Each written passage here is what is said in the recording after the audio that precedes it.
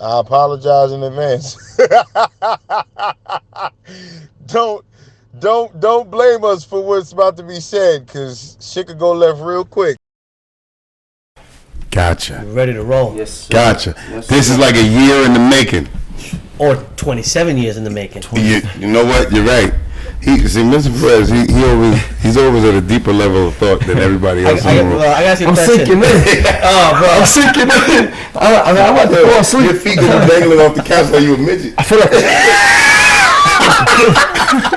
a kid. Yo. If they can see this, look at this. Just put a bib on him. Feed me. Feed me. But feel free also to grab those pillows and put them behind your back. A bunch, so that you can feel Posture? upright. Give me Yeah, posture? if you're more comfortable. That's a good point. You look like Marlon Wayans, a little man. Remember I was just gonna say that,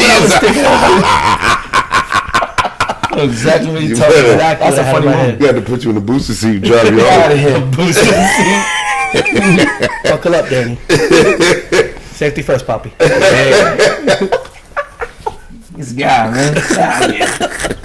Hey, we just started. He's already let This is how it is all the time. I believe it. Oh man, Love. definitely.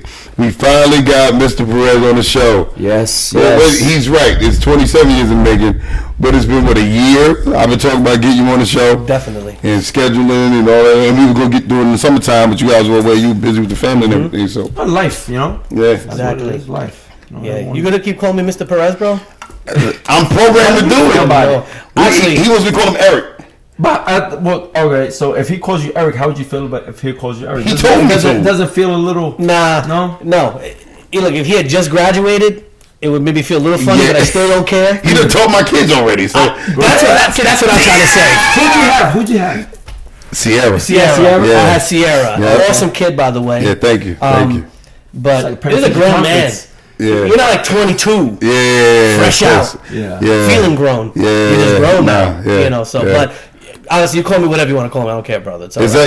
that and it feels so weird It would because feel weird for you to call him Eric. yeah, like so many teachers now just call me what Miss Cacavalli. I got hold of it. Call me Laura. I'm like Miss Cacavalli. I can't do that.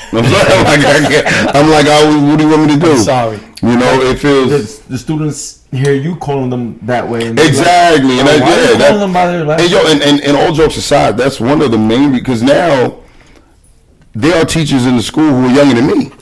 100%. Hell, I think Brown and Lyndon are younger than me. They may well be. And I still address them as Mr. because I feel like Out of it's respect, right? yeah, but not just more so for me, but I think it's good to where it's a whole lot easier to correct the kids when you're conducting yourself correctly. You understand? Right. So when they want to come out their Like face that. and be disrespectful, and I'm like, nah, like I'm a grown man, older than them, father of four, and I'm addressing them properly. Exactly. So you damn well better do the same at 15. Right. You little snot nose shit. You know, like it's, you know what I'm saying? Like I just kind of feel like it's easier to operate in that capacity. You know? I agree, man.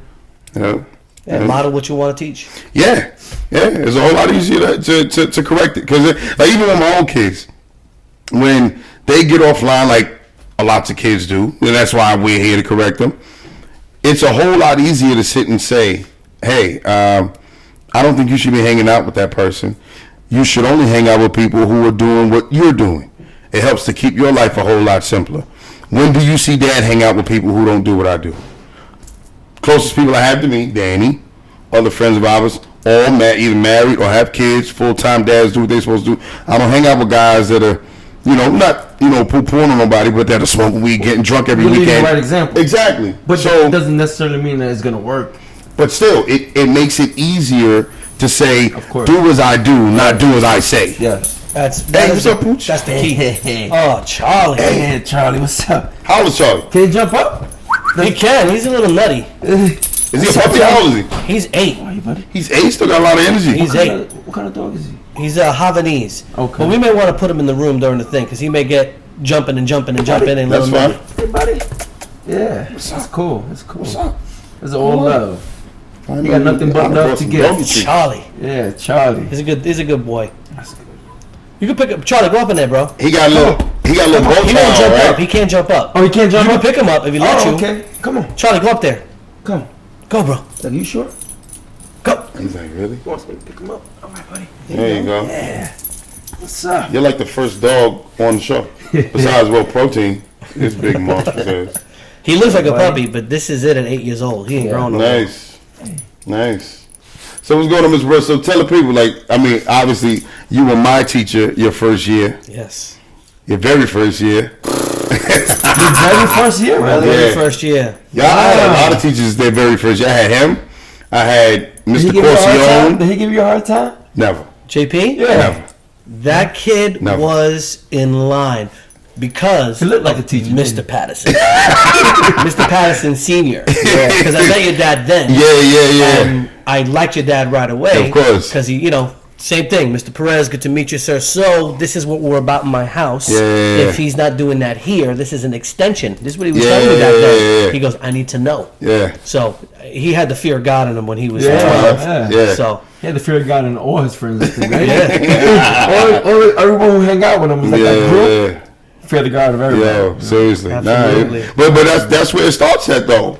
It starts at home, like when you, it's almost like, and you can speak more to this, when you have a student or have students, and whatever may happen, you have those who might stay on the straight and narrow all the time. Those are few and far between. True But then when you have those that kind of veer off the beaten path, so to speak, to be able to say, listen, man, you want me to make a phone call home? And they jump back in line, that's priceless. you ain't kidding. You know what I'm saying? But when they don't have that foundation, and you say that, and the kid's response is, call home, I don't give a damn. It's like, this kid's a lost cause. That's a problem. You know what I'm saying? Like, it's we weren't getting into when you yeah, punch man. a call. Yeah. Phone You call. want to pull the mic close to you? You want to pull the mic close to you, Mr. Bro? Or is it good? Yeah, I raised the Okay, cool. Yeah, but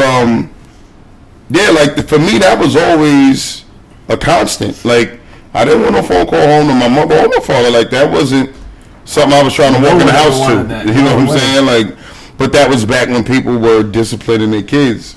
And you knew there was a consequence for your action. Now it's like, unfortunately, there's still good parents out there, still great parents out there. Of course. But I think that the frequency at which that occurs has diminished a whole lot. Because the behavior that you see now spiraled. It's crazy. Yeah, it's ridiculous. It's crazy. I wouldn't have gotten away with a fraction of what the kids in our school are getting away with now. Yeah. Oh, no way. There's no way. Yeah. No way. I remember I got in trouble my first week of high school, and nothing major.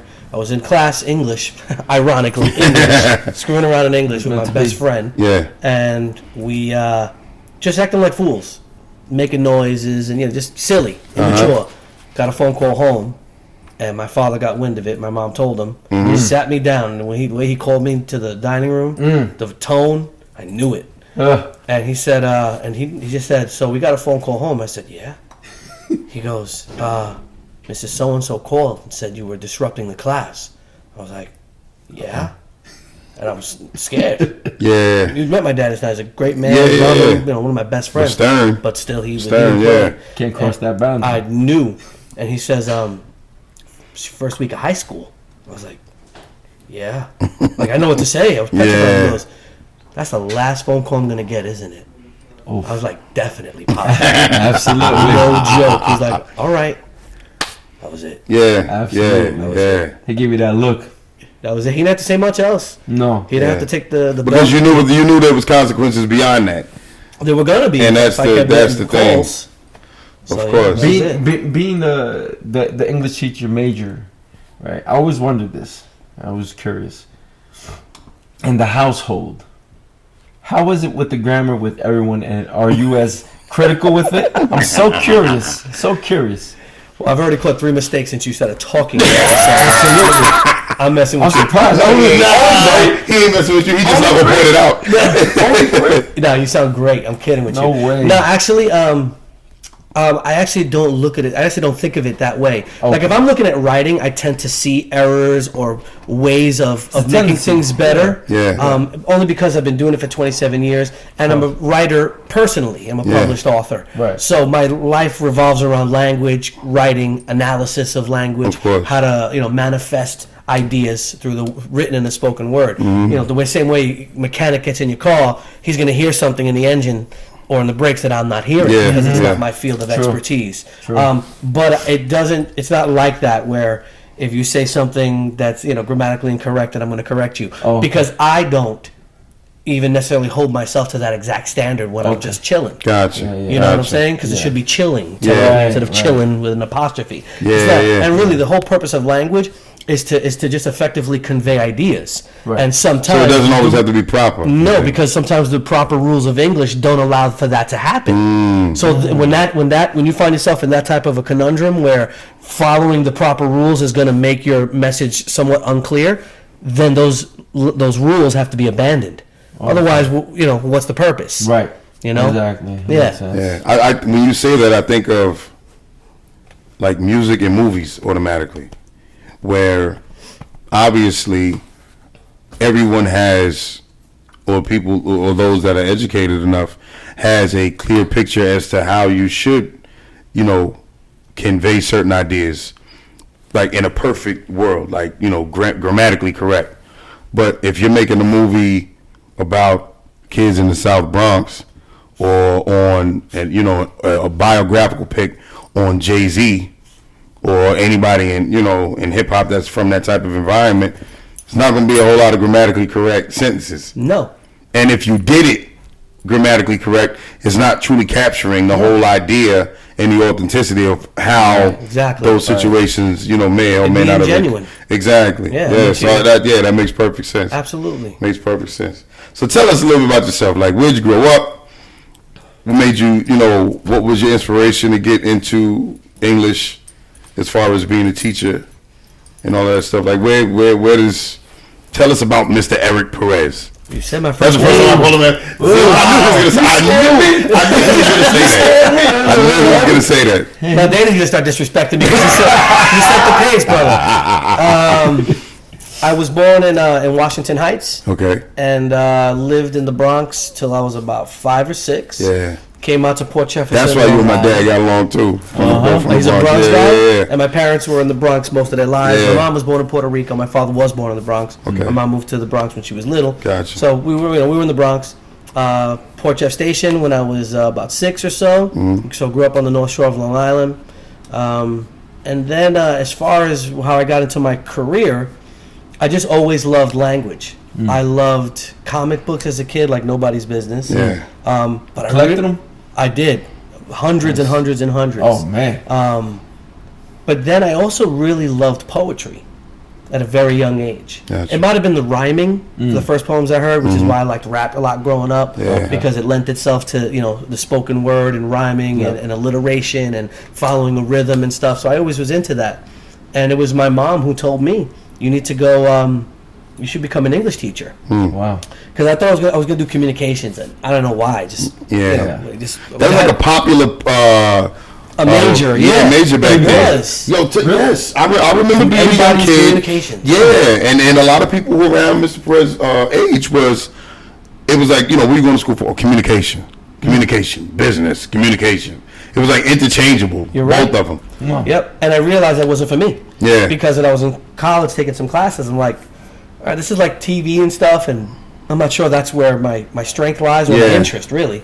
Because I think your passion is connected to your purpose often, course. which is why you're born with specific Yep. propensities and abilities Yeah. and desires and stuff. So I was passionate about language. I knew that. And my mom says, why don't you teach English? And I said, oh, all right, maybe. I was like, and she's like, well, listen, you love to write, you love reading. Yeah.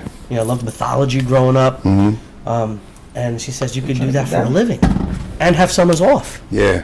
And I was like, oh, wait a second. Not a bad idea. Work 9-10 months out the year. Yeah, and so that's how I got into teaching. Yeah, Nice. pretty awesome. Very nice. Nice. Yeah. So you knew this, or you had this conversation with your mom and decided that at what point? Junior high school, high school?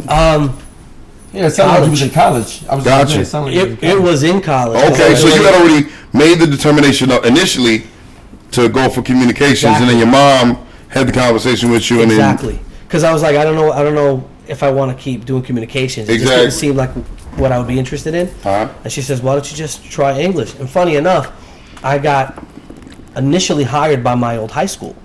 So this might be a story of interest Oh, wow. for, Yeah, for of your course. listeners too, and for you guys. Yeah. But I got hired by Comswag High School. Mm-hmm. Long interview process. I graduated from SUNY Geneseo, upstate, Mm-hmm. and came back, was a permanent substitute in my old high school.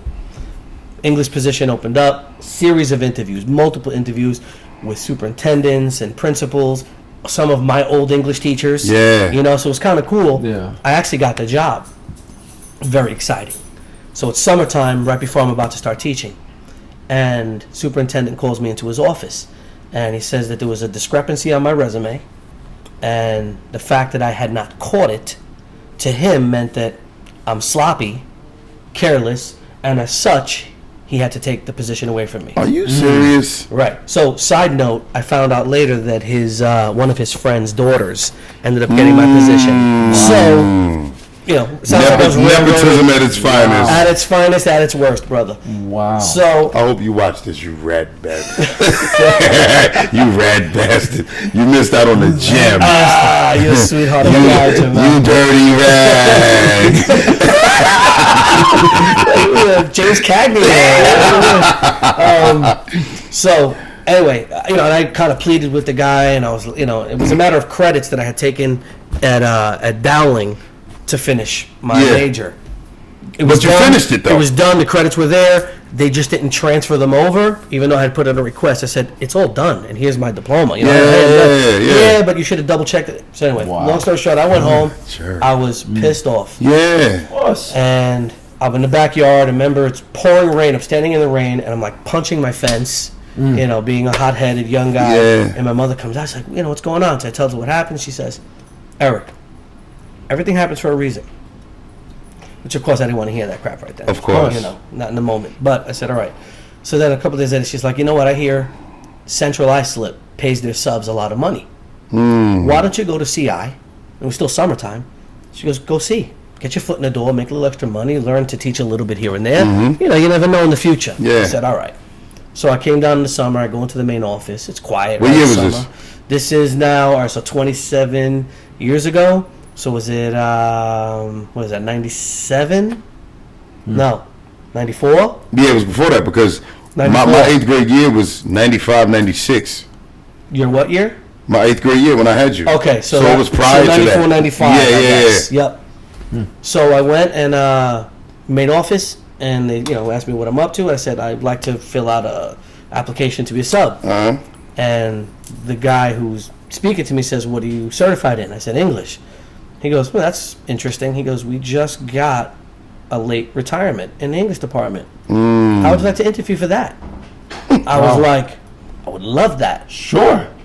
And that was 27 years ago. I got the job right there. So Now, you came in the sub and ended up with a position. with a full-time position. Now check this out. I met my wife there in CI. It's meant to be. Meant You to, met me. meant to be. Met my brother Jamal. It was fate. My younger, it was fate. Yeah. My brother-in-law, Mr. Pena, Yes. is the Oh, one who no, introduced Mr. me Pena. to Eastern philosophy, yoga, meditation, which has Yeah. become really one of the dominating principles of my life. Nice. How How long you been doing that for? Yoga, Yeah. over 20 years and stuff. Wow. 22, Yeah, 23 yeah. years. My wife's and brother's next door neighbors, Mr. Pastori, who also teaches in the school, Yes. he married my sister. Oh wow. So I a always say, family had I business. not gotten screwed out of that job, I wouldn't have my wife, my kids, my brother-in-law, my niece and my nephews, Yeah. or my spiritual path. Yeah. And I tell my students this story every year, Yeah. because sometimes God, the universe, puts you God is on a good. path Yeah. that you didn't ask for because you don't know what's best for you, because you don't know what's waiting for you around the corner. And having that faith and having the experience really Of course. that has now inspired the faith that whatever happens, I'm telling you, it's for the best. Yeah. Yeah. You just have to keep moving forward. Keep moving But my forward. whole life took off and I have the most beautiful, blessed life because this guy screwed me over. Now I stand corrected. Mr. Comsequag, administrator, You're still a rat bastard. But thank you for being a dick. Thank you for not hiring me. Thank you for being a dick. Yeah. Because if not, we No would joke. have Mr. Perez. first name is Dick. BS. His first name is Dick? Is it Robert? No, not Robert. No, I know. But Richard, damn it. Oh, it's Richard. That's what. Robert is Bob. Yes. you're Richard right. is Dick. Yeah, Thanks, you're right. Dick. Now you're not being mean. Exactly. They call you by your name? Being sensitive? Yeah, that's crazy how things work out sometimes, Amazing how man. things turn out. And I found that's been really a huge element of how my life has progressed. Yeah. It's things not always going the way I want them to go, but honestly, just waiting for the next good thing to happen, working through it, a door opens. Another door will open when one was slammed. Exactly. I know that's a cliche, Yeah. but I'm telling you, man, I'm living proof that this is literally how it happens. Wow. And, you know, the universe knows what's best. Mm-hmm. You know? It's crazy you say that because my father has always said from the time I was young, don't worry about things you can't control, worry about what you can. And if you do what you're supposed to do, everything works out in the end. True.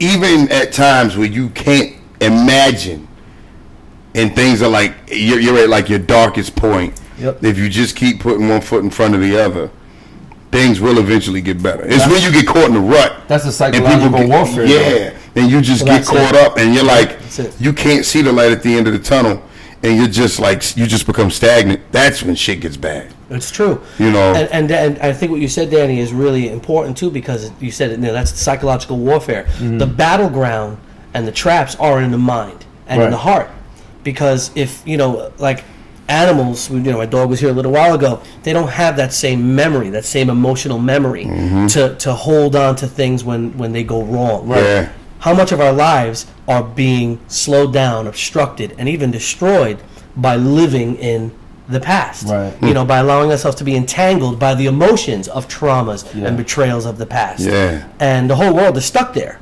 You know, the whole world is just waiting for somebody to come up and forgive, for somebody to take that first step, to somebody to say, I'm done being a prisoner of things that happened a while ago. Yeah. Or even worse, things that haven't even happened yet, Okay. which is worrying about the future. Yeah. And I find those are the two traps of the human race. We're either thinking about the past or we're thinking about the future. And when we think about the past, I feel we could do that two ways. Either with longing, I wish I was back with my old school, my old girl, my old whatever, or you're looking back with regret and pain because you've had trauma. And everybody's had their own share. Exactly. Or we go to the future two ways. Also with longing, can't wait for the weekend, can't wait to retire, can't wait for this. Or, damn, what's the future hold for me? Right. Is this going to work out? Is so-and-so going to die? Am I going to lose my job? So here we are, you know, the past is dead, future's not even born. And you rob yourself of what's in the present. And that's really Right. where the human race is failing. Yeah. And it's tough, but we don't teach it publicly. Yeah. You know, we were talking earlier about how do we get these kids online. Mm-hmm. You know, I have a club at the school that I've done for like 15 years called Yes. Soul Club. SOUL. It's an acronym that stands for Sending Out Universal Love. Okay. And it's essentially a yoga meditation club. Yeah. Nice. And I teach them, They you know, do it like in the courtyard when it's nice out. Oh, nice. It's like the coolest thing in the world, man. it's a lot of Yeah. fun Yeah. and it works. You know, the practice is really, really profound. Yeah. It's very therapeutic and it's good for mental hygiene. It's good physically. And then the beauty is that yoga and meditation, because what you're supposed to do is focus on your breathing, very naturally brings you into the present, as you Yeah. said. So you focus. You're more predominantly in yoga or meditation. They are two sides of the same coin. So if Okay. you're doing, I mean, you could meditate. It I've depends done on yoga. That's why, and sometimes I come out there sweating. And So, sometimes, without a doubt, every damn time. So it's hard to It's meditate serious. when you're like trying to hold the. I totally It's get hard it. to meditate when your muscles are being stretched to the maximum. 100%. Right. You know, it also depends how you want to define yoga and meditation. Yeah. So, you know, for meditation, I think a very simple general definition for it would be just being single-minded, Okay. being focused. So, you know, somebody who's, you know, a great musician or even a great mechanic that, you know, they lose themselves in the violin or under the hood of the car, that they really just, everything else is blocked out because they love what they're doing. Yeah. That person is in a state of meditation. Okay. Then of course there's the, you know, sitting cross-legged, or, Yeah. you know, Yeah. and that's a beautiful form of meditation too, and that's probably just takes more effort and more time. But we naturally meditate when we're doing things that we love doing, or when we're with somebody that we really love, and we're just talking. Like, think about the first time you met your wives. And the first time you're like, I got rid of mine a long time ago. You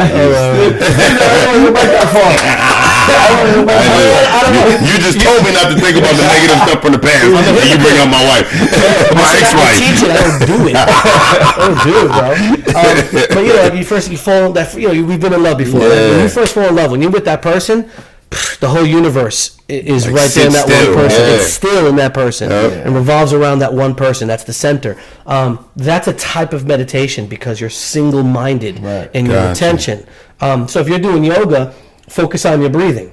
Okay. And it's that's true a for form of boxing meditation. anyway. Yeah. When you punch, you're not supposed to be holding your breath. We talked about boxing, I think, before the cameras are rolling. I'm not sure. And in martial arts, when you strike, you breathe out. With every hit, with every strike. So really, just focus on the breathing, and really, meditation is just always focusing on what you're doing in any given moment. Gotcha. Hard to do. Michael Jordan, you're an instructor. I have taught meditation and yoga. I haven't been teaching it lately, except NCI High School. Yeah. Okay. We've been doing Soul Club again. It's cold, so we're in my room meditating, and then we have a discourse about something. That's cool. Something self-help, something spiritual. Gotcha. Rewiring the brain, things like that. We all need that. We all need it. We all need it. At varying degrees, but we all need it. Without a doubt. They used to believe that the brain was already hardwired, but we know now that something called neuroplasticity. The brain literally will form different pathways. Yeah, to learn new things. To learn new things. Absolutely. You mean like the brain will actually develop in a certain form or something? 100%. Yeah.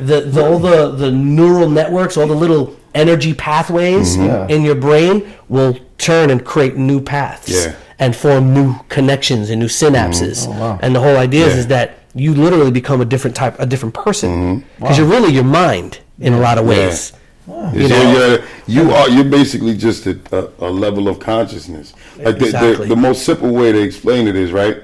You do it, we do it when it comes to training. Okay. Right? When you take someone who's never thrown a punch in their life, and they throw a punch and they damn near look like a quadriplegic, right? Like their arms barely work. Yeah. They have not developed those neural pathways to do that properly. Take Marissa, for example. When we first started training, you first started training Marissa years ago, she couldn't throw a punch properly. Right. Now she might be the most well-versed female that we've trained.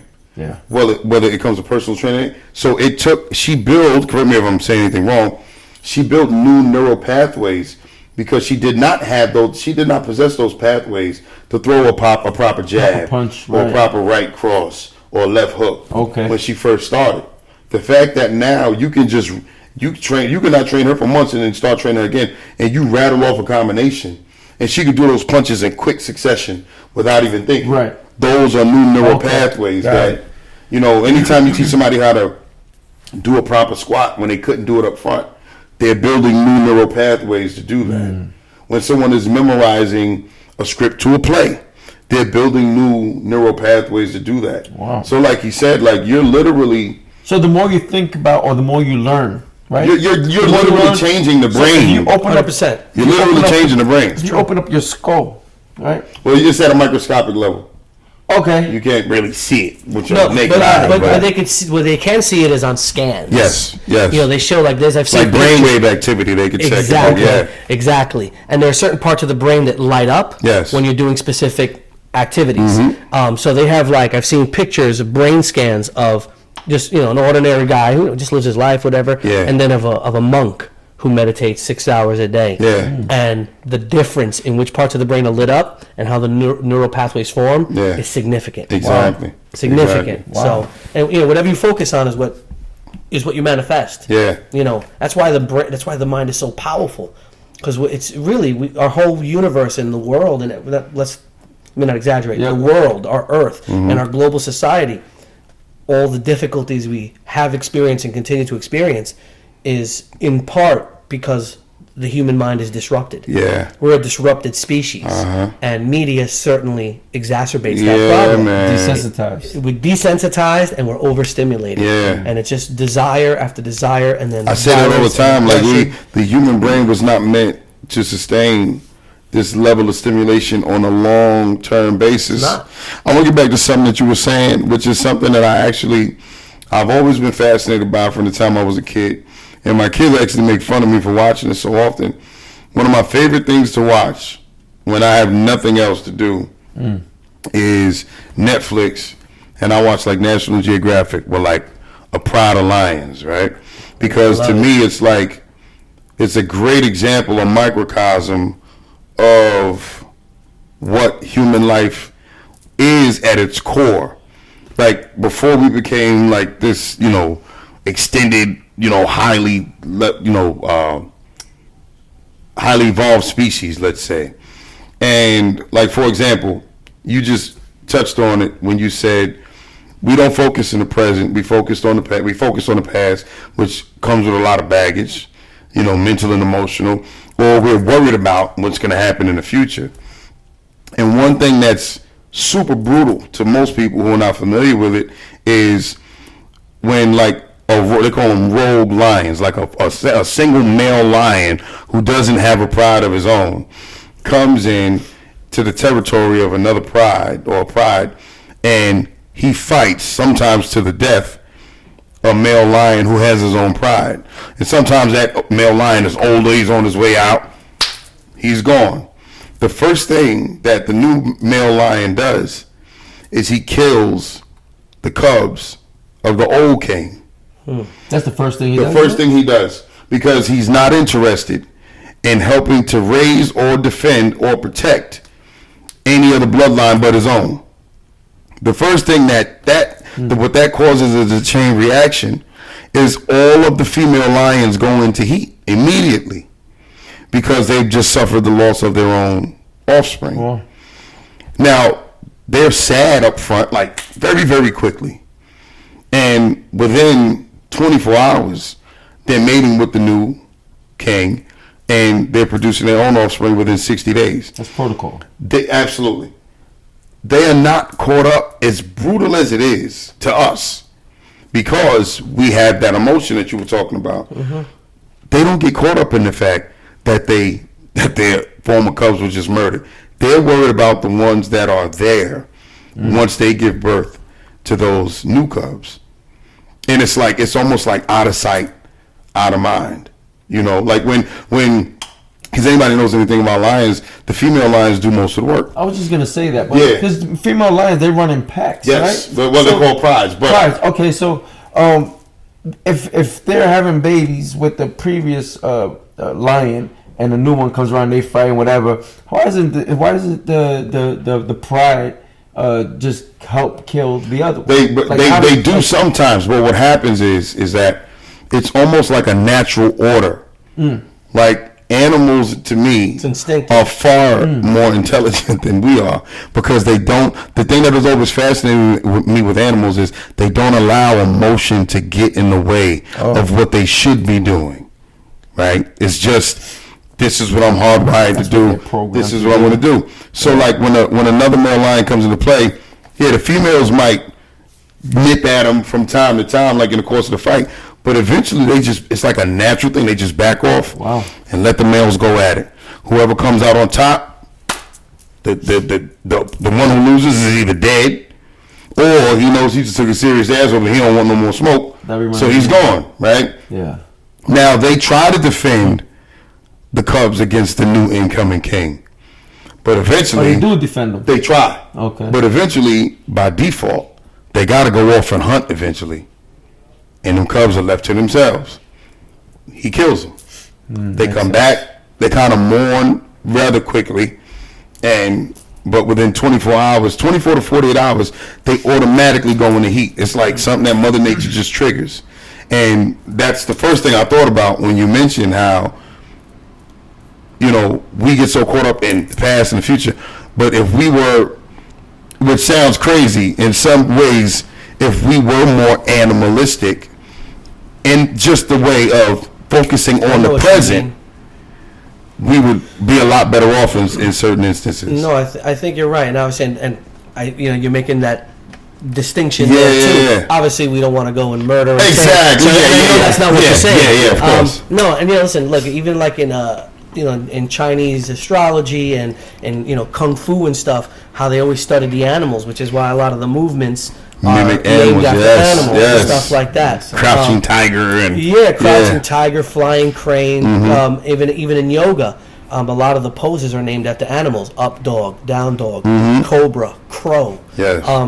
And that's because there is a natural intelligence within all things in nature from which we can learn. Yes. What I've learned and what I've come to believe, and this is how I've been taught, is that the human soul.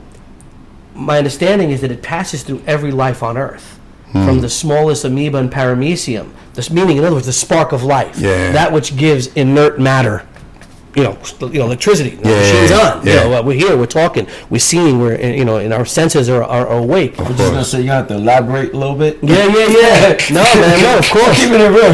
No, please, for sure. No, we gotta communicate. But the soul is what gives. Like if you see a dead body, the soul's been taken out. That's why the body's still there, but it's not alive anymore. So the soul, that energy, that consciousness, will enter. What I've learned at the lowest life form on Earth and pass through all the millions of life forms, and it keeps going up, and so it's experiencing all of life. By the time we get into a human body, the human body has the greatest potential because of the energy centers in the body, and this is what the yoga teachings teach. There are even signs of it in Christianity, which they don't necessarily talk about, and that's totally fine. Because I think in the end, love is the answer, and and as long as you go that, you'll figure it out in your time and your way. But and the soul gets to the human body, we have the potential to become godlike. We have the potential to become divine and angelic.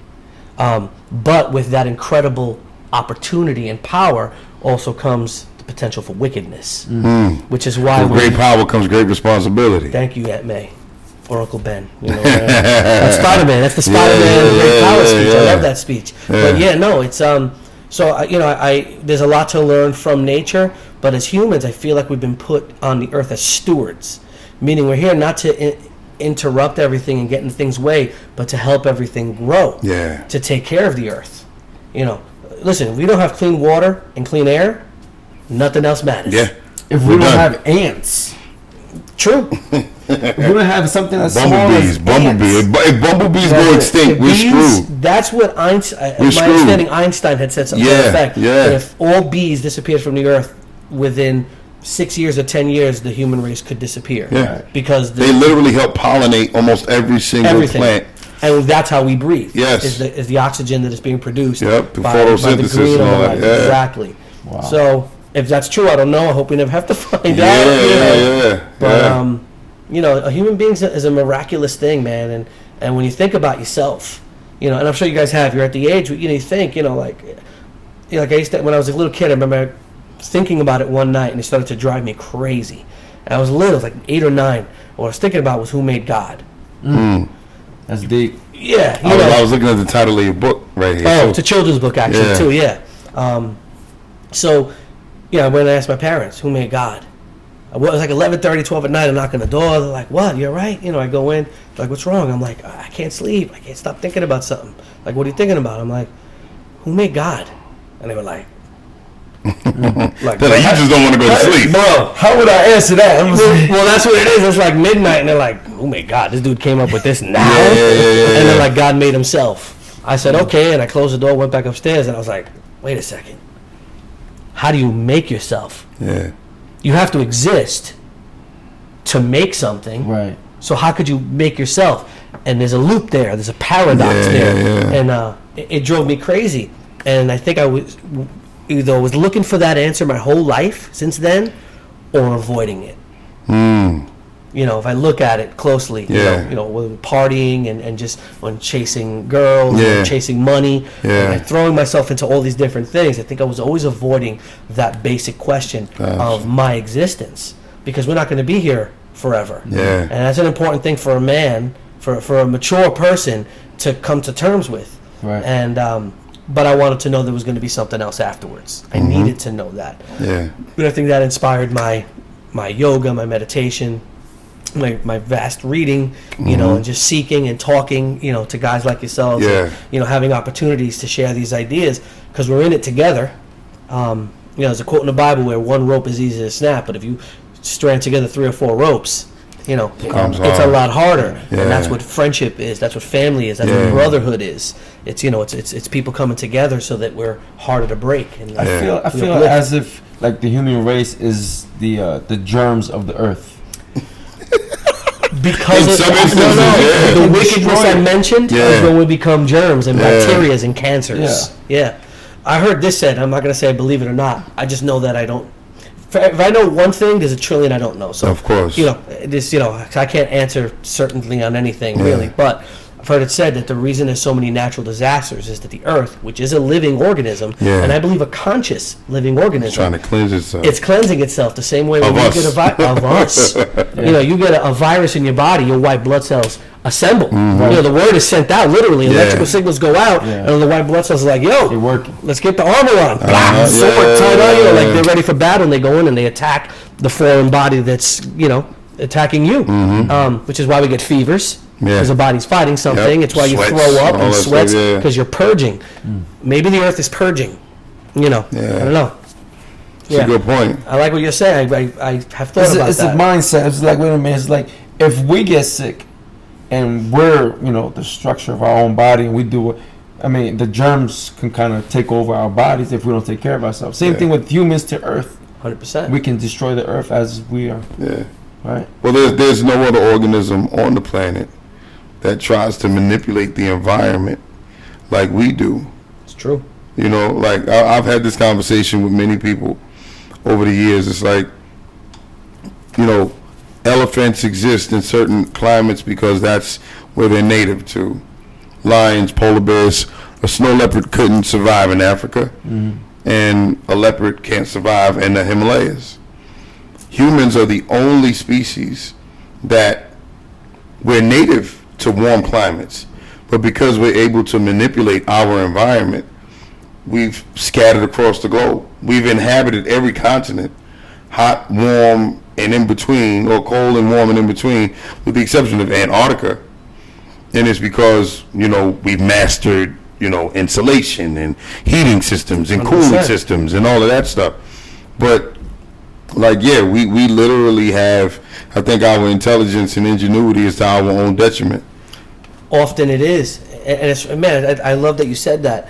We were talking before about, with animals and how we try to mimic them in certain fighting styles and all that. I think the human intelligence and the ingenuity and the ability to just create is so incredible that it's what made us the dominant species on the planet. Because, toe-to-toe with a lion, Done. you're a child. You don't I exist. tell everybody all the time, yeah. But because man has been able to create Weapons. gunpowder and combustible, we can fire a weapon and shoot it. Yeah. Birds can fly.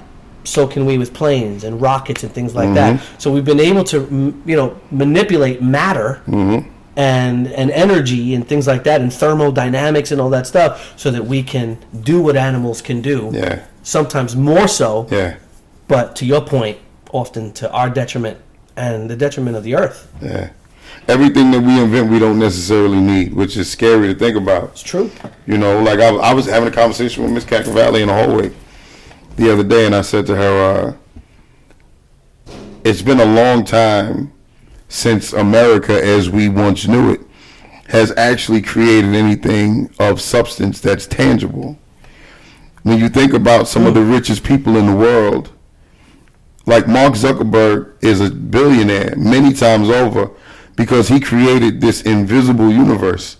True enough. He hasn't created a damn thing that we can go to a store and buy.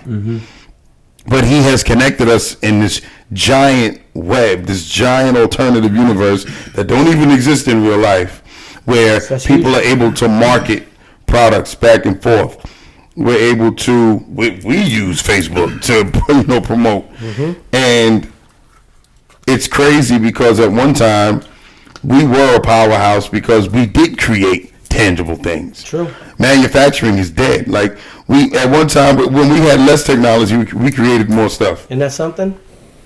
Like there was a point in time, like to think that at one time, not too long in the distant in the recent past, that like the United States highway system was still in its infancy. You go back 50, 60, 70 years, There's places that, you know, where there's highways now where it was just all wooded area. Yeah. You know, and we decided, hey, you know what? We're going to cut all this shit down and build a road right here. You know, Down. like barely 100 years ago, somebody or a group of people came up with the idea to dig underground tunnels under New York City and create another city under the city. Like a giant artery or a giant, you know. Yeah. No, I like the metaphor. You know what I'm saying? And Similar. to think that we created all of that stuff with none of the technology we have today, and now with all this technology, we ain't creating a damn thing. Nope. None compared. Except for, it's crazy to think about, they call it social media, but it's making people more antisocial than anything. Paradox of our time. It's crazy. Yep. Like, it makes you closer to people that you ain't even in the same room with, but it takes you away from people that you should right be next to you, sitting right. and associating with. You know, and it's crazy when you sit and think about it. It really, really is, man. I think that's one of the, I was joking with one of the teachers, right? Because one of these kids that I know very well, I actually went to school with the parents, shall remain nameless, sitting after school one day. So the kids were acting crazy, doing something stupid, and they making little TikTok videos. Always. Always. So he turns around, he shoots the video, and I'm like, I know him because, you know, he's one of the kids I train in the weight room. So I'm like, yo, send that to me. So he sends it to me. And he had tagged a couple of other kids in the video. And automatically, you know, I'm linked to them. So their profiles come up, and these kids got like 50, 60,000 followers on social media. And I'm laughing to myself. It dawned on me like right away. I said, no wonder why we can't tell these little fuckers nothing. Because in their heads, they're celebrities. Right. Like they have this inflated version of who they are. Oh, so true. And it's like entitlement. So when they turn around and we do something as simple as what was done to us, stop a kid in the hallway, hey, where's your pass? Oh, I don't have a pass. All right, well, you got to turn around and go back. In their head, they're like, do you know who the fuck I am? You know what I'm saying? Like, literally. That's a reality real quick. They're like, I'm a celebrity where I'm from. You know what I'm saying? Do you know who I am? And when you think about that, it's like, to think that a 15, 16-year-old has the ability to put themselves out there where 60,000 people even know they're alive. I don't think I've even met, you probably haven't even met 60,000 people in the 50-some years you've been on this earth. No, sir. And to me, that has a whole lot to do. I haven't met 56,000 people on social media. Exactly. To me, that has a whole lot to do with like the mindset of these kids, because it's like we're trying to teach them how to operate in this real world, which is really what matters. But because of what I was just saying about Zuckerberg and, you know, other people of like mine who've created this alternative universe, in their heads, that's all that matters. And it's like, guess what? You ain't getting no job in goddamn Facebook land.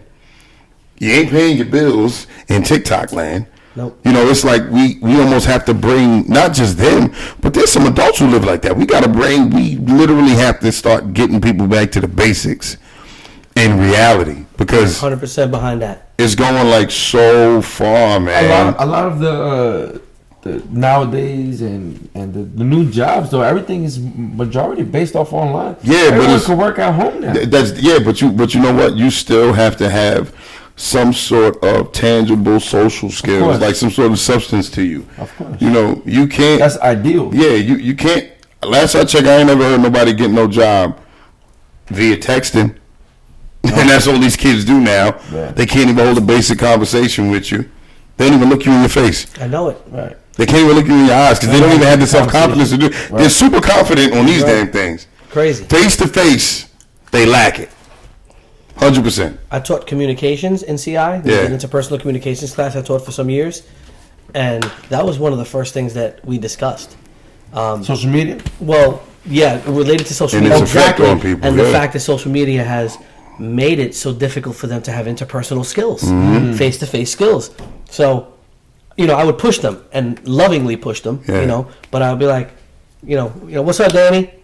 I'd say, yo, bro, do I owe you money? You know, then they would laugh and I'd be like, yo, say what's up, man? And he was like, what's up? I'm like, good. Shake my hand, man. And I would look him in the eye And sometimes you catch their eye. Like, they're like, wow, this guy's really looking at me. And they're not used to that. And then if they gave me a limp handshake, I'm like, what's that, a dead fish, bro? Yeah. So you ain't got to break it. Yeah. But let me know you're present. Let me know you're here. Simple little things like that. Yep. And I sent a bunch of kids out on interviews.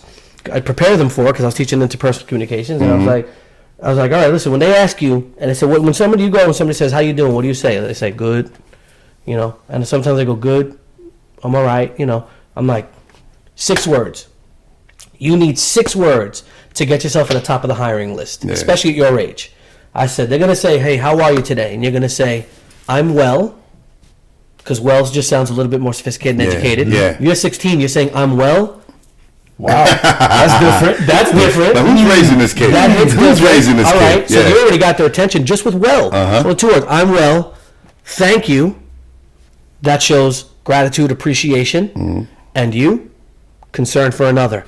3 virtues, which we love in all relationships. Let's face it. Whether it's somebody you're dating, your kids, your coworkers, you want to know that people have some level of intelligence. Absolutely. You want to know that they have gratitude and that they're concerned for you. With 6 words, you can convey all 3 of those things. Wow. And almost every kid that I sent out like that came back and said, yo, mister, I got the job. Yeah. And it's that simple. But I think you guys said it right. We're losing that personal touch. Yeah. And I'm of the school that when things continue to go a certain way, whether good or ill, it's by design. And that's not to say that everybody's in on it. Yeah. A lot of us just get swept away, not unwittingly. But some of the most powerful people are in on it. well, that's what I'm saying. I won't go down that rabbit hole necessarily with you guys. But it is. I think it is by design. I think we're well aware of how technology affects us, how our lack of concentration affects our lives, how not being able to connect affects our lives. And everything is, like you said, it's Facebook, it's Twitter, and It's the parenting. It is. It's the new parent. It used to be the TV for a while. I read this. I guess you call it a report, an article written by a former CIA operative, and he was saying that they're well aware of how they're programming us, that it's intentional. Now, we know that in terms of advertising. Of course. It's certainly meant to program you, and that's fine. They want you to buy their product. So there's certain colors that affect the mind a certain way. Red and yellow. Red can stimulate appetite. Yellow. That's why McDonald's was red and yellow for the longest time. And Burger King. Yep. Chick-fil-A has red. Pizza Hut has red. Wendy's has red. All these places have red. The yellow also makes you can be too much yellow can push you out. So fast food is exactly what they want. Wow. They want you to come and eat, be hungry, eat, but then leave quick. Not like one of those dope restaurants where everything is smooth, fireplace. I'm going to sit a couple hours. Darker. Yeah, give me a glass of wine. I'm going to stay here for a while. Fast food wants you in and out. It's quick turnover.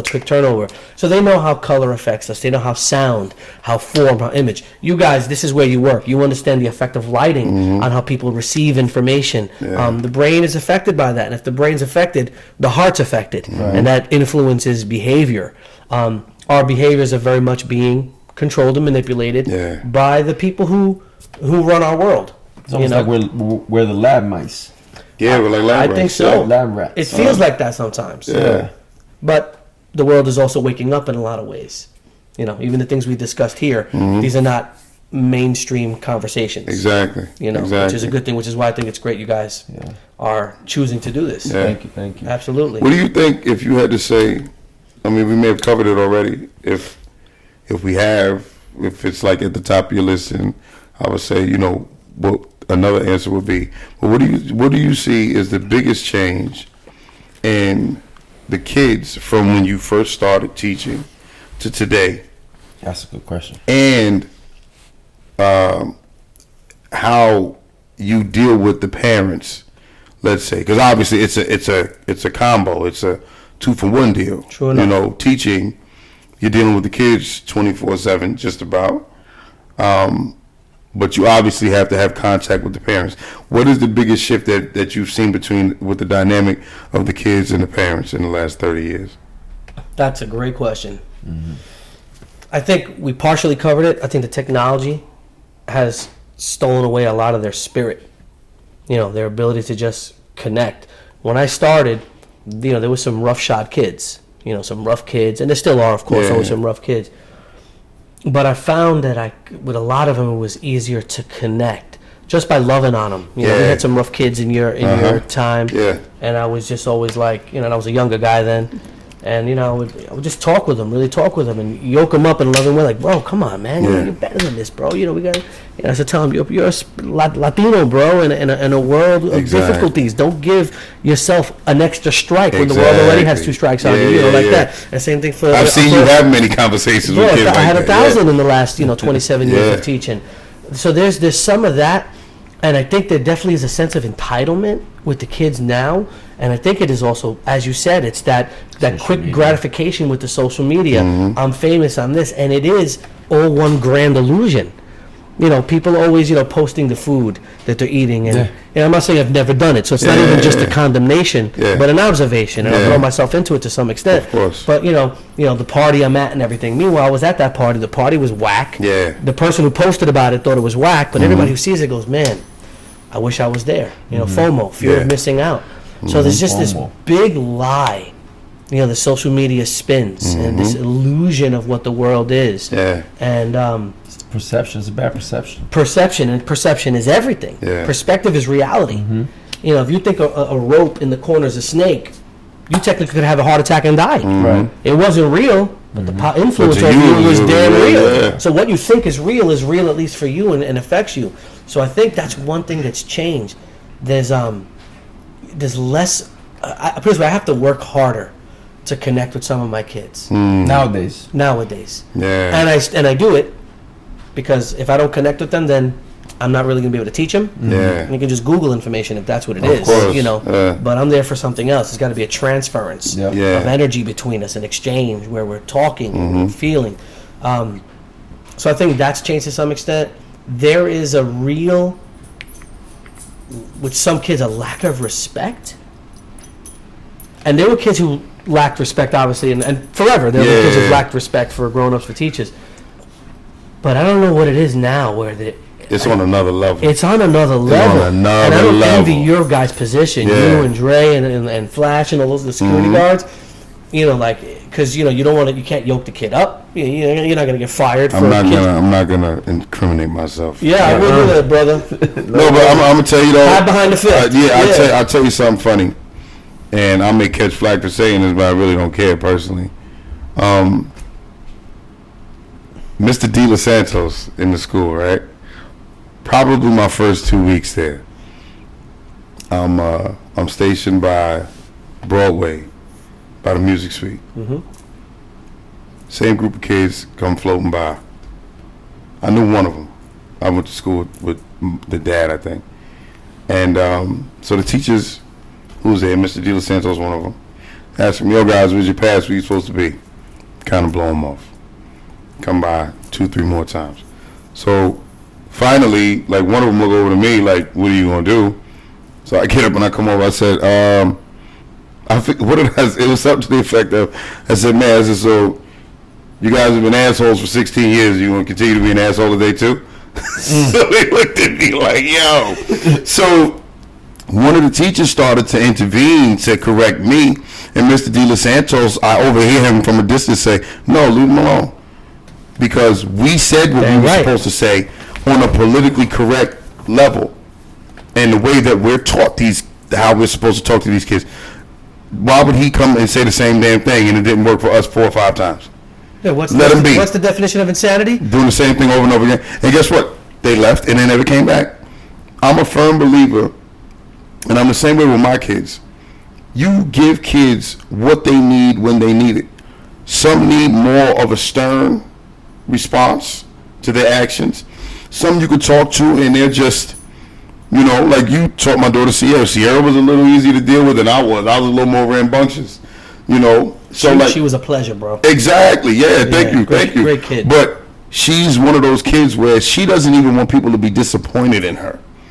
That is like a dagger in her heart. And that made her self-regulated. Exactly.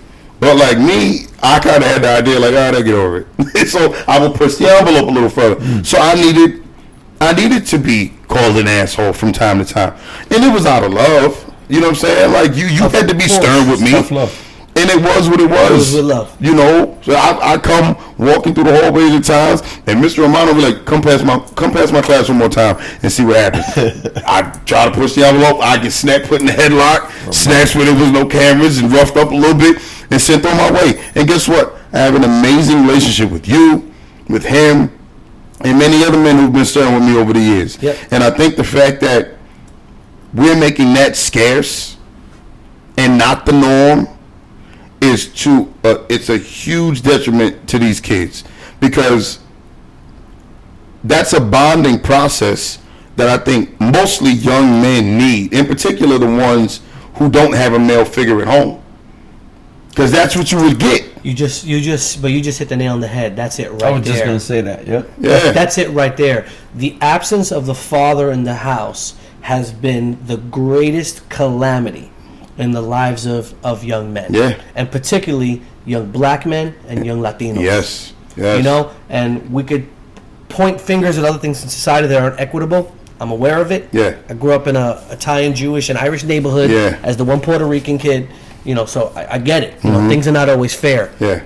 But the world has come a long way. Not all the way it needs to come. Yeah. But if you go back 60, 70 years, the world, you know, there's opportunities for anybody who's willing to work. Absolutely. And I think we do. And I had this conversation in the in-school suspension room the other day. I think we're doing our kids a disservice by letting them rest on the idea, well, there's racism in the world. There's a lot of shit in the world. Yeah, absolutely. You still have to do your piece. Right. Exactly. Stand up, fight the fight. Yes. Study, learn, work. Yeah. Take care of your business. Yeah. There are no more excuses. Yeah.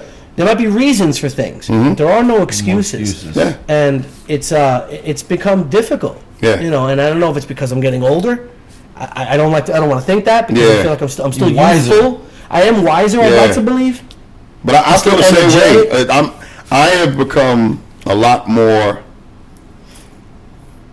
self-regulating as I've gotten older. As crazy as it sounds, a lot of those seeds were planted when I was younger. I just didn't see them for what they were. Funny story is, you were one of the guys that actually did it. I remember one time we come into class. It wasn't even anything that sometimes he would give us like a warning as to what we would be doing the next day. Sometimes it would tie into what we had been doing the day before, the week before. So he has these printouts of this place. It was like an imaginary place that it was like this, ancient tribe, and and it was going over Nasarima. Yes, Wow, and it was going over their way of life, right? Nasarima. It's called Nasarima. Really? And he was literally, it was a short story, but it was literally telling us what we do as Americans, but like putting it where you're like a fly on the wall, where you're looking at it from a different perspective. And it was saying like, this place, kills certain portions of their populations just because they are not like many of them, of the majority. They shoot poisonous gases in the air, even though they know that it's to the detriment of their future, the future of their civilization. Like, he was just listing a ton of shit that we were guilty of, and we looked at it, and he asked us, I remember he was like, what do you guys do? Would you like to live in a place like this? And I was one of the first ones, but I was like, hell no. I was like, this shit is crazy.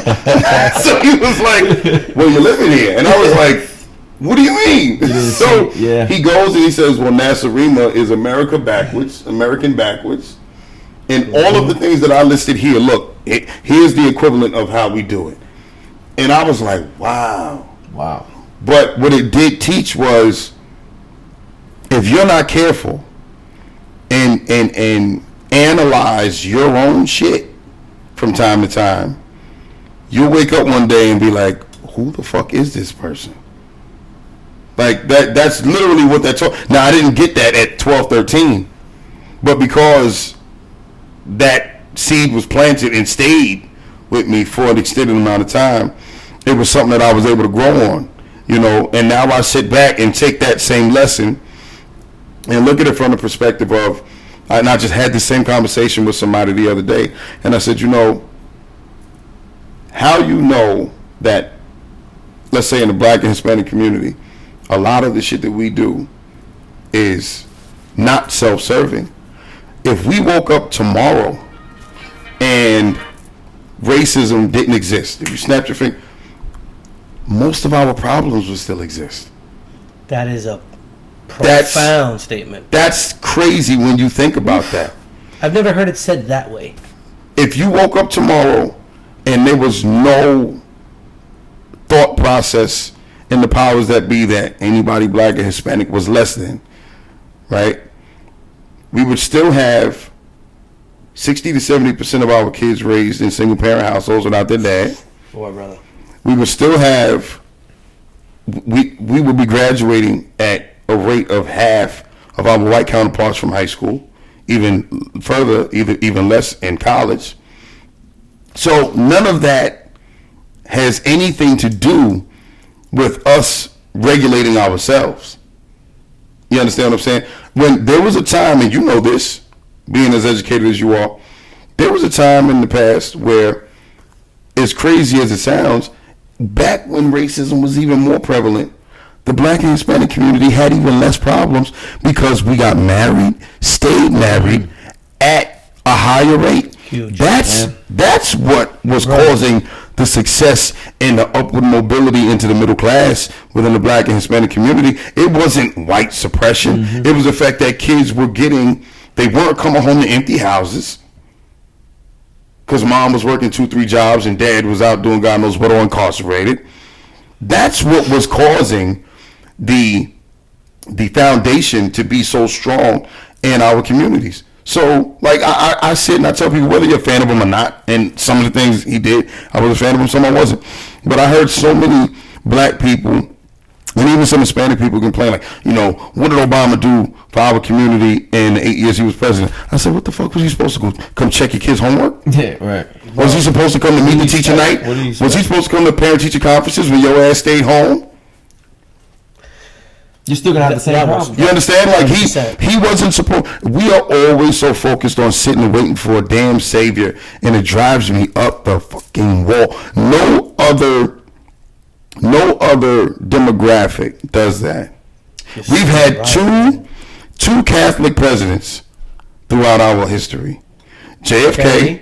and now Joe Biden. I never heard the Catholics sit and say, "Well, what the hell are they going to do for us when they get elected?" They just worried about doing their own goddamn thing. So it's like there has to come a point where we have to wake up and say, okay, what am I going to do for us? What are we going to do for us? The hell with sitting and waiting for somebody else to come along. Like that's the biggest cop out. Which, you know, you saying, you know, let kids laying back and relying on the thought that, oh, there's racism. No, there's I don't know anybody that wakes up in the morning and there's somebody white standing over them like, hey, you ain't doing shit today. Keep your ass in the bed. No. And There's nobody holding you down any day that you get up. And most people I know, I'm happy to say, don't care at all about anybody's skin color. The overwhelming majority I know, white, black, Latino, Asian, the overwhelming majority of people I know don't even think about skin color anymore. They don't care. Yeah. They're too wrapped up in their own life to care about how much melanin you have in your skin. Yes. And you think how de-evolved we are. Yeah. Like sometimes I actually can't believe we're still having this conversation. Like I really can't believe it. I mean, I've experienced, me and Danny have experienced, like, there still is hate in the world. There still is prejudice. Sure. And That's discrimination. gonna be for the rest of our lives. Of course. Yeah, regardless. Yes. But at the And end I of the have as well. day, but at the end of the day, when you really sit and think about it, I said this when I got inducted into the Seattle Hall of Fame, Sports Hall of Fame. I mentioned you as well, Mr. Turk, a few other guys. Appreciate that. And I told him, I said, so at the end of my speech, I said, after thanking so many people, I said, if you guys notice, if, you know, whoever's here knows a lot of people that I mentioned, I said, none of them look like me for the most part, except for maybe one or two.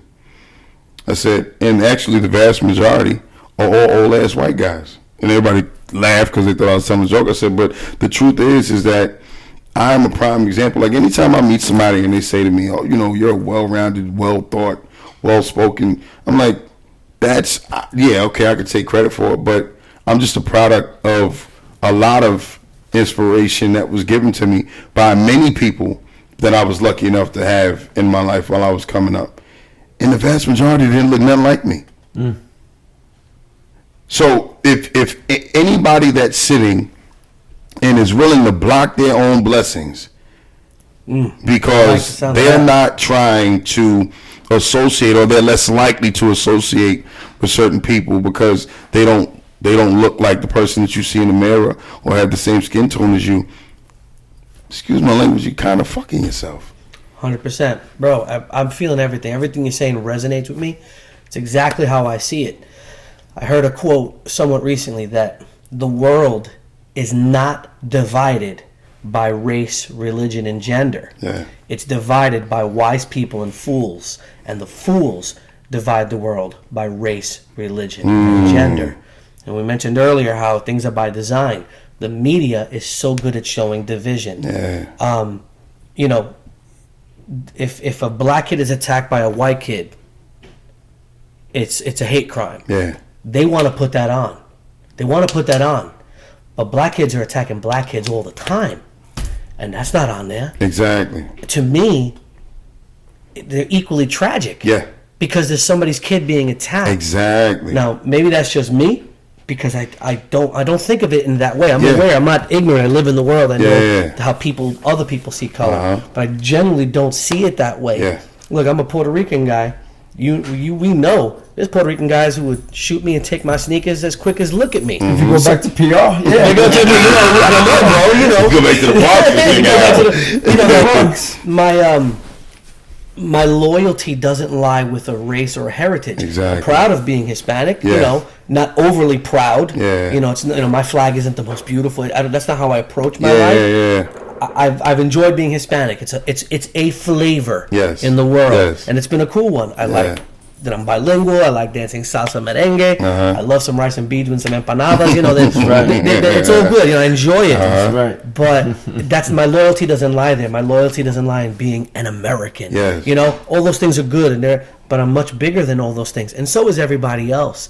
And I pray for the day that we get to that place where we wake up and there's no more racism, where everybody is just thinking, yeah, who cares? Yeah, You know, yeah. like I thought about this recently because watching a show and they were talking about how slavery started, how the slave trade started. Right, really, it was like Columbus started the transatlantic slave trade, and then it spread, and then the Spaniards were going to get blacks from Africa to bring them over. Yeah.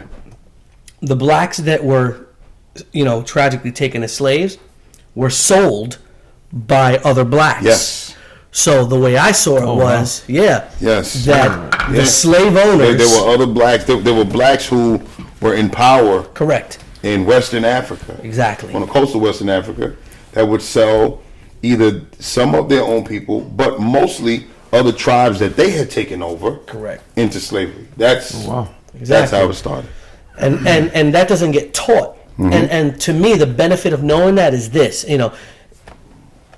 And people say, well, because everybody can be racist. Well, true, everybody has the potential to be a racist. Yeah. But what I saw is that the slave owners and those West African leaders who sold other blacks into slavery, they had a lot in common. They're actually the same person. And didn't even look alike. They didn't look alike because the way you look has nothing to do with who you are. It's nonsense still. Again, it's melanin in your skin and it means nothing. It's a genetic mutation. That's all it is. It means nothing. In the end, it has no value. There's no value in my skin. My value, if I have any, and I believe, is in my heart, it's in my mind, it's in my words, in our words. The people who were sold into slavery, those are my people. Not the slave owners, and not the ones who sold them into slavery. But again, if we focus on color, if we focus on race, accent, socioeconomic status, there's going to be nothing but division. Of course. But I think it's coming to a head. Yeah. Because they keep pushing it in the media without having open, honest discussions about it, and that's what's dangerous. Yeah.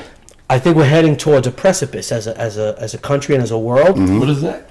A precipice, like the edge of a cliff. Yeah. We're getting to something, brother. Yeah. And something is going to happen. You want to know when I realized that it was changing, the tide was changing, and he caught flack for this, which I'm shocked that it didn't become, more widespread in the news.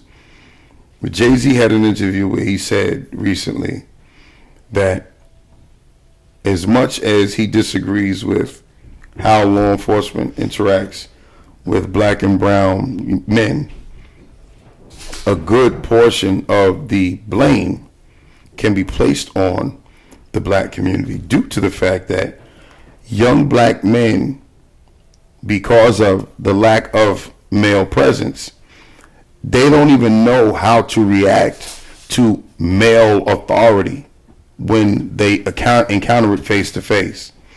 And he said, can't nobody speak more to that than me, because I was one of those young kids. So when you got a young boy who's 13, 14 years old, and now, yeah, he may still respect his mom, but he don't have the fear in her as he once did, because now he's physically bigger than her. He ain't had no other males around on a consistent basis to tell him, hey, sit your little ass down, or don't do this, or don't do that. They're not even used to that type of energy. So when they're out in the street now doing shit that they're not supposed to be doing, and somebody says, yo, hey, stand right here till we figure this out, or whatever, and they're like, oh, fuck you, yeah. That's a direct reaction, because it's a foreign environment to them at that point. That's a great point.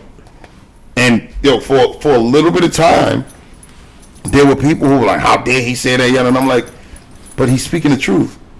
Like, take your emotions out of it for a second. That's the key. What the man is saying is the absolute truth. And you want to know why? I say that to kids. I've said it in front of Blum, Lynham, while, times where we've had big confrontations with some of these kids. And I look at them and I say, yo, you know what? What I'm about to say, nobody's going to like, but I'm going to say it because, unfortunately, they can't say it, because you'll go home and say, oh, this white principal said this to me. And then your mother be up here and the News 12 will be right behind her. It's going to be a whole... Right? I said, but I'm going to tell you. We need you in administration. Listen. No joke. I say that. I don't say that lightly. Yeah. I think you have a lot of clarity. No, but I told him, I said, you guys don't understand that the way you conduct yourselves in here, if you hit a little fast forward button and you're 2-3 years removed from here, if you conduct yourself the same way with law enforcement as you do here, you may not make it home. You may not. Or one way or another. Or aside from law enforcement, the disrespect that you guys exhibit in here, there's people out there that will kill you. And I'm telling you, there's unfortunately young kids that I've seen come through this school and others where not too long after they get out of high school, their mother's selling T-shirts with their picture on the front trying to fucking bury him. Wow, bro. Now, if you want to be one of them, you keep doing what you're doing. Blum and Lionel would like get awkward about it. I'm like, yo, y'all, I understand how you feel, because this is not your territory. That's why I'm saying it. And they can't go home and say the big black security guard said it, because that don't sound the same as the white principal. Right. Dude. Right? So I'm like, you're a gem in that place. But this is this is stuff that needs to be said. So like, I don't understand how that becomes a problem, or it's a foreign thing to say things like that when this is reality. Like, at the end of the day, like we said, and I guess, conversation coming full circle as we close up, that's the part where I wish we were more animal-like, to remove emotion out of certain tasks that have to be completed. I'm not worried about what you're going to feel like in this moment. I'm telling you something, just like you have taught me and many other things for the future. You might not like what's being said, but to hell with your emotions. This is going to keep you alive or be an asset to you as you progress in life. So if we can ever get to that point, as opposed to everything being so emotionally driven, like you say something, I can't believe you said it to me, I'm offended. Well, if you're offended, it probably struck a nerve, and it should be something for you to grow on, maybe. 100%. I think that's huge, and I think that's probably the biggest problem we're having now, is that if you don't agree with what a person thinks, and if it's part of the mainstream's new trend, and I'll say it, it's just, there's a lot of new trends going on socially, that if you don't agree with it, that it's being considered a type of violence because you're making them feel uncomfortable. And that's literally been said. I already know where to go with this. And I think it's an absolute joke, and I think it's a travesty, because I think it's dangerous when you can't speak your mind. Freedom of speech. The reason it's so important, the reason our founding fathers and around the world why people have fought for it, because freedom of speech is really freedom of thought. Yes. Speech is just the verbal manifestation of that. So it's really freedom of thought, to have your own ideas and to have the comfort in a safe space to say what you feel. Yeah. We only evolve as a species when we all have a say. Yes. When we can all express things, and we only heal when we can openly talk. This is not, we're not living in that society. The powers that be are making sure that there's censorship across the board. I don't want anybody censored. The only person to be censored is somebody who says, go out there and let's kill these people. Snatch that guy up. I don't even want the KKK censored. I don't. Yes, I know.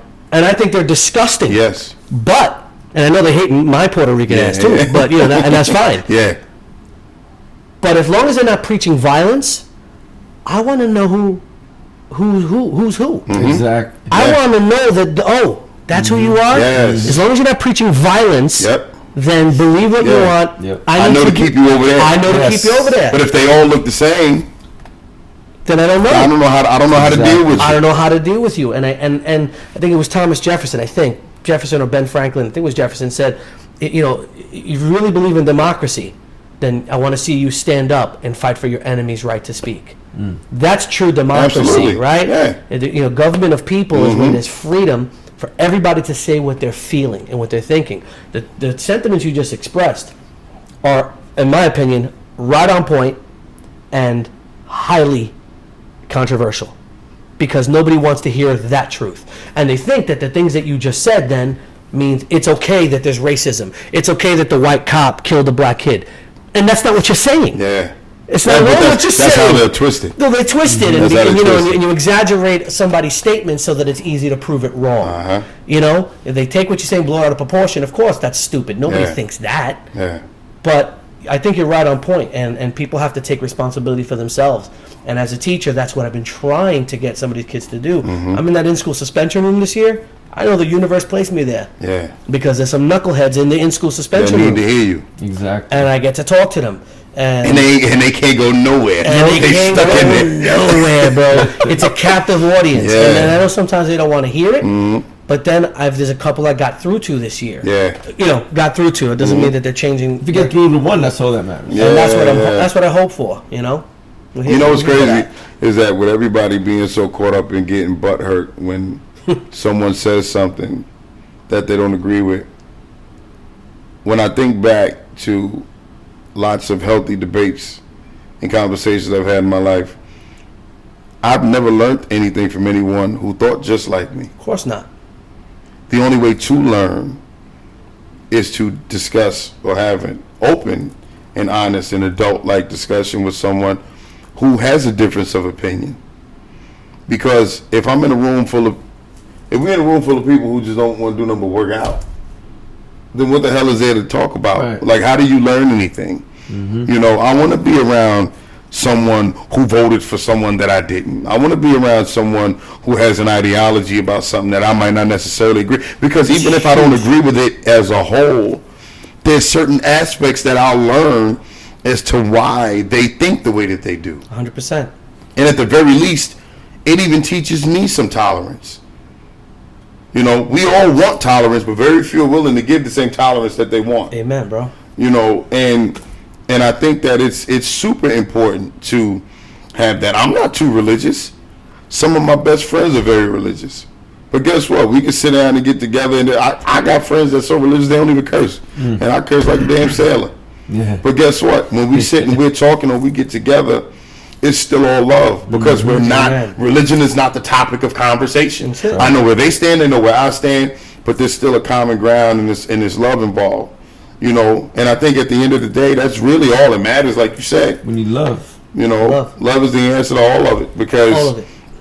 if you truly, I think the one rule that would change all of this is like truly treating people the way that you want to be treated. I think we get so caught up in lots of other intricate rules that everybody wants to live by, and it means one thing in this aspect and not another. To me, that one statement is like the most basic form of humanity. Like, even if you're racist, right, stone cold racist, but you're willing to treat your black, Hispanic, Muslim, whatever neighbor the way that you want you and your kids treated, then cool. You might not want them over for dinner, but you're also not going to shoot their home up You're also not going to wish ill will on them and their kids. That's all we're asking for. Like everybody's never going to sing, hold hands and sing Kumbaya. But can you just simply have respect for one another? Right. Amen. Right. It's very, very simple. It's the golden rule. Very simple. And that's the premise of every religion in the world. Yeah. If people look at them closely, Yes. they've looked at every religion. If they practice it for what it was meant to be, how it was meant to be practiced, right? Not what they degraded into. Politicized, yes. And the ethnic aspect to Yeah. it, but just the rules of life. Funny enough, the word religion comes from a word to releg, and it's related to the word law. So what it had to do with, that religion was simply the rules you were supposed to follow as a human, basic rules. And then each religion came at a different time in history, in a different place in the world, and just took on the form of the culture, so that it appealed to the people's psychological makeup at the time. Yeah. People had to hear things in a way they could understand them, in a language that made sense. But in the end, and I've looked at the Quran and the Bible and the Buddhist sutras, the Vedas from India, and all of them, bro, when you break it all down, at the end, they say the highest principle is love. Yeah. That if you're not loving, you've missed the whole boat. Exactly. None of this, then it's just another philosophy to you. Yeah. But if you're going to practice true religion, it's the religion of love. And, more of that, we're going to be all right. Yeah. Yeah, brother. Well, that's it, man. That was it. That's a nice closer right Yeah, there. man. Yes, sir. Beautiful, beautiful. Before we go, once again, you guys can follow us on Twitter under Daniel and Jamel 1. Instagram, we're at JMW_Fitness New York. Facebook, when we do go live, is under my page, Jamel Patterson. And on YouTube, all of our videos will be posted to our page, JMW Fitness. Make sure you like and subscribe, and you get a notification every time we upload some new material. Well, you got to turn the notification on. Then you get the notification. Yeah, y'all heard what he said. But once again, we thank Mr. Eric Perez, man. Definitely got to have you on again. It's a long time coming, man. Absolutely. Honored. I appreciate having you guys in my home. Thank you. And honored to have a former student from Central Islip coming here. Yep. Honored to be with you guys today. Definitely. Thank you. Nothing but love. Appreciate it, man. Absolutely, brothers.